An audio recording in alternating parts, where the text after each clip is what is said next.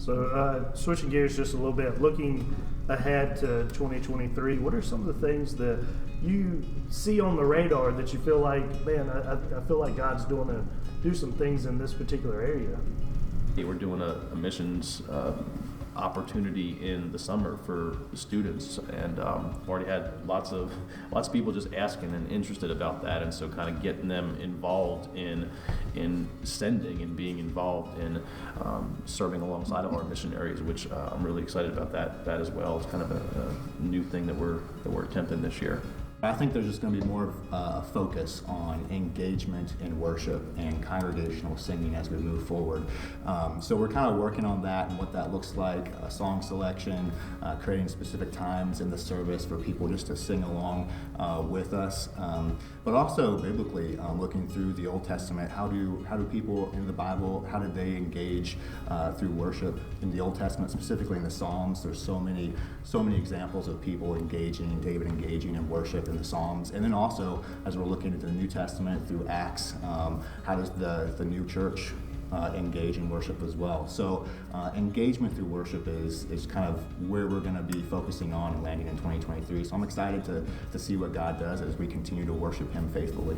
Yeah, and I heard there's some kind of rumors to do some stuff down here in this space too to help facilitate some of that as well. Hopefully get your hard hat out and start applying some things up and throwing some stuff down and seeing what happens. Yeah, just a new stage design. We're hoping to expand stage space so we could prayerfully bring the choir back down so they feel more engaged, more a part of things, bring the drums up on the stage, just so we can kind of, we all worship together, but for us to do that on one stage, I think means a lot, and will kind of change the dynamic of our band as well. So yeah, it's exciting stuff.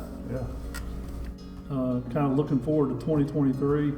I think as we begin to implement some of these things, we're transitioning from a missions evaluation team to a new missions leadership team. And so as I kind of think about 2023, I go from evaluation maybe to expectation and implementation. And so expectation to me is a big word for 2023. Just turning to God and looking to Him, expecting Him to do great things. It's not as a result of us, but it'll be a result of prayer, and that's another, probably another key word for us in 2023 is just praying that God would continue to raise up, individuals and families from our church that would answer that call to make disciples. And all of us should be, engaged in making disciples, but He certainly calls out some to make disciples in a cross-cultural context, overseas, globally. And so, so we're expecting God to do great things in 2023. Any things that jump out to you in 2023? I'm really hoping, as I referred to earlier, the small groups to grow the numbers, whether they're classes on Sundays or throughout the week, small groups, D groups, more people engaged in smaller communities to grow and to be challenged, which means there's also that expectation of developing leaders, people who will take those groups and lead and teach. We've started to just revamp that whole guest services and to see it fully developed throughout this year, every aspect of it, so that when a person drives onto the property for the first time, they get greeted and connected with, and people care, at least that smile and handshake, and all the way to the point where they join, and then what do I do from here? Where do I go?